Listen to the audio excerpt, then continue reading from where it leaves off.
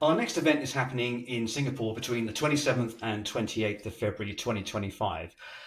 Founders Longevity Forum Singapore is a unique event brought to you by our partners Founders Forum, the Academy of Healthy Longevity at the National University of Singapore, and of course, Longevity.Technology. This event is going to bring together global leaders on clinical activities, academics, investors, and our mission really is to increase knowledge around that whole area of Asia Pacific about what's happening in the longevity space, which of course is kind of moving very fast and blowing up everywhere at the moment. So the Methuselah Foundation is a non-profit charity that is focused on extending the healthy human lifespan by making 90 the new 50 by 2030. And I'm delighted to say that I'm joined today by David Gobel, who's the co-founder and CEO of Methuselah Foundation and very much a key contributor to our event. So Dave, how are you? Good to see you. Doing great. Thanks, Phil. Great. Well, Dave, your section is going to be quite an interesting one, very broad. We're going to be talking about aging science and how they're starting to meet market need, which, of course, we're starting to really see happening in the space now. So very interested in your thoughts on that. Sure. The thing that's most important to Methuselah Foundation is that there are clinics that can deliver actual solutions to mere mortals, actual patients.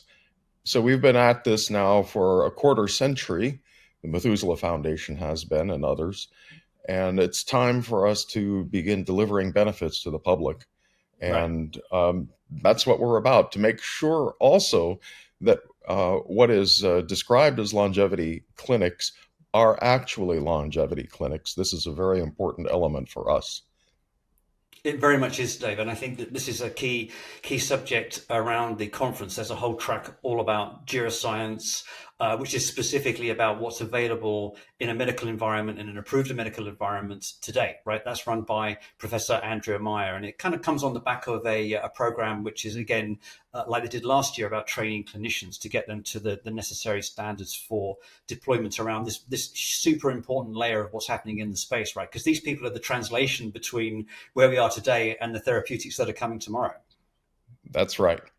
And we have been very involved in developing the substrate for proof of the efficacy of interventions at a clinical level. So we are the fiscal sponsor of the Biomarker of Aging Consortium, and that consortium is all about getting better and better and better biomarkers, which will indicate before you have to die to find out how long you live, Yep. how Yep. well you're doing, and what are the treatments actually achieving.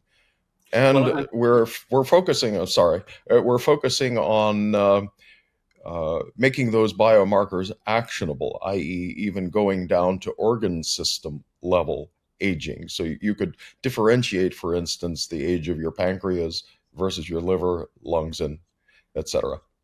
Well, I mean, we've got Dane Goebel coming to join us and talk about the work of the consortium in fact in the geroscience track, which is very exciting because obviously we all understand that understanding these endpoints is not just a clinical requirement too, right? Because really what we want scientists and clinicians working to those same benchmarks, so that if we've got stuff in the clinic, it's the same benchmarks that are being used in the lab so that we can understand if those endpoints are achieved in terms of slowing down or reducing biological age. Absolutely. So we have another leg to our stool, which you're aware of, I'm sure, is the Everest Clinic. We developed our own protocol, Methuselah protocol, sort of for me as a self-defense against dying prematurely. And so that protocol is being delivered by that clinic. So Yep. we have stem to stern attention on the matter so that it is actually achieving real benefits to help us who are older to bridge to the next technologies, which we're working on at companies like Lucadia, Ocean, Turn Bio, Xtherma, and so forth. You could think of us as an industrial policy group. Yeah, I mean, that's amazing the stuff that's going on in those investments that you've made. I mean, let me just ask you before we jump into those, though, because obviously you are engaged in some very fascinating work, right? So the Methuselah Foundation is looking at the clinical layer. You're obviously behind the Biomarkers of Aging Consortium, which of course is really a very important um, contributor to the whole longevity field, right? So, but of course, you're very active on your own longevity as well. So, what is it you're kind of looking at yourself, Dave, in terms of the interventions that you're maybe undertaking or thinking about doing? Sure. There are some people who are extraordinarily highly disciplined. I am not one of those people. I am a sprinter and then I rest for a long time. Okay. So, so for me, I need something that will help me be consistent. And so we've been developing an application um, that helps incent one to keep going and to do even better.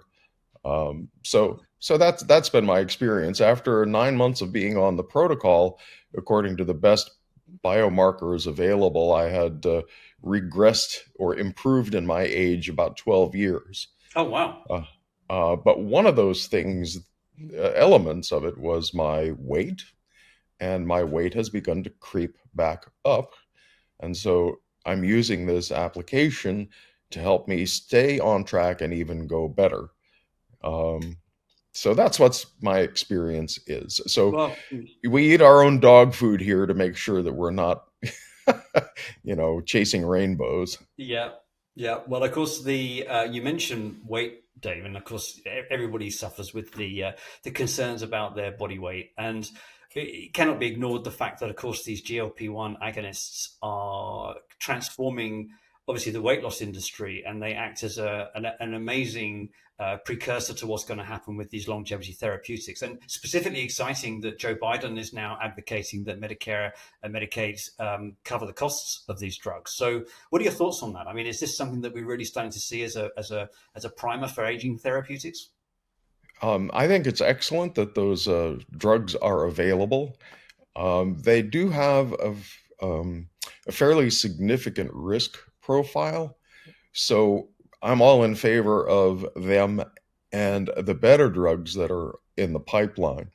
I have personal experience with GLP-1 inhibitors, and my results were that they made me so ill that they were life-threatening. Oh my god! Yeah, so there's real reason to be careful, and some people find excellent results with them. So my experience should just be cautionary.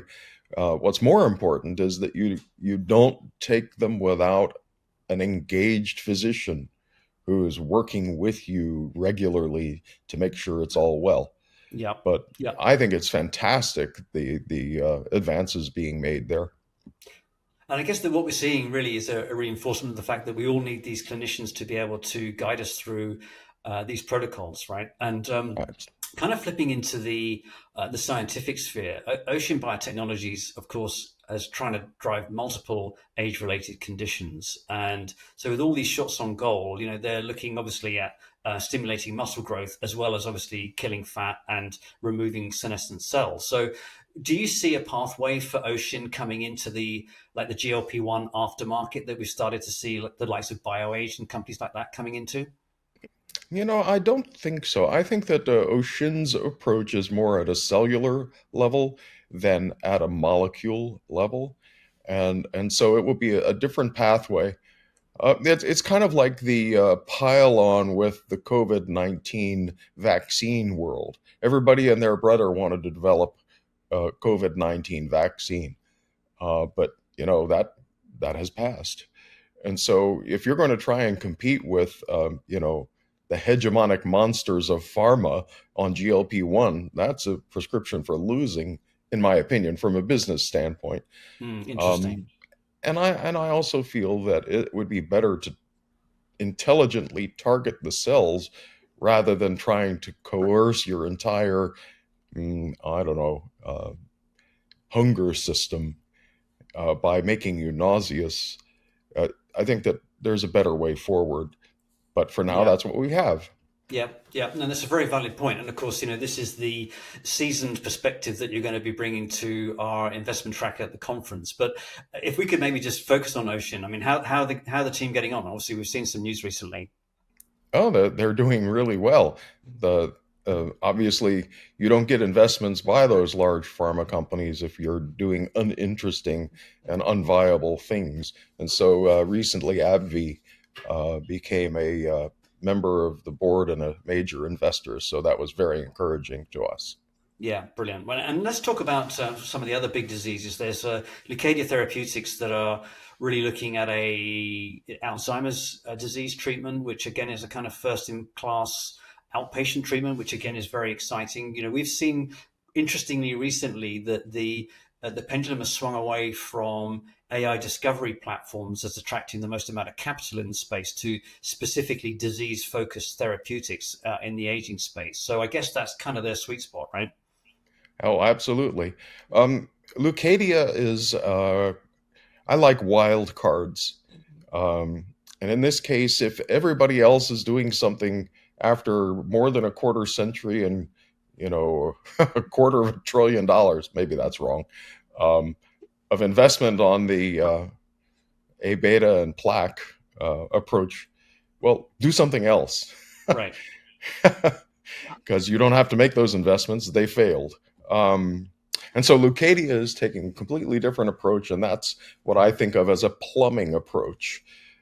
Think about the early parts of the 20th century. The rule was never touch the heart.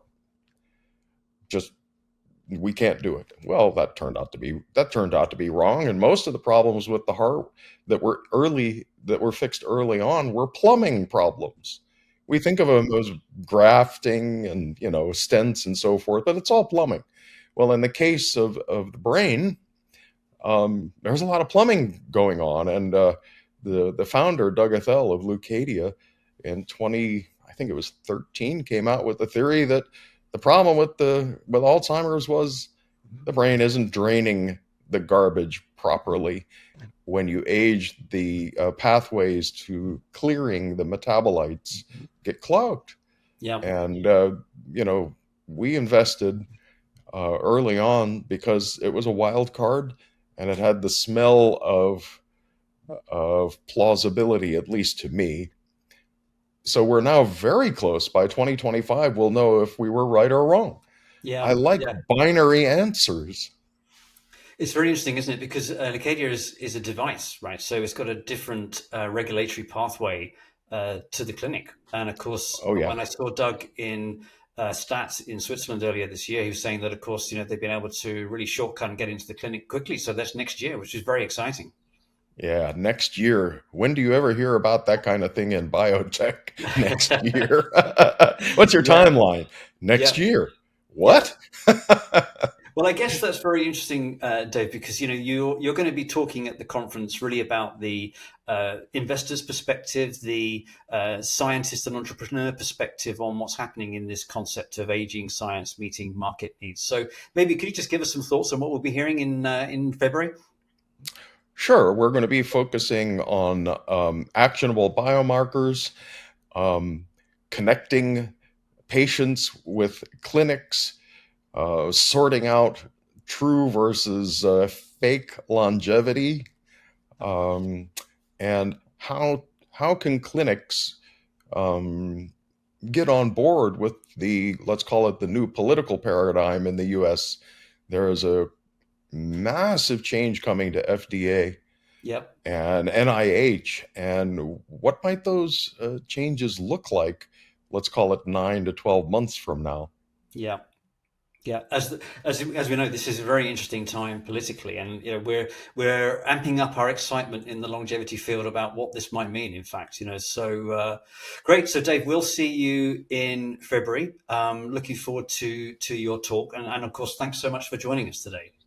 Oh, it's been my pleasure. Thanks, Phil. Looking forward to it. Great. So, everyone, the Founders Longevity Forum takes place between the 27th and the 28th of February. Tickets will be in the link below this post. So, please come and join us. It's going to be a blast. Thank you.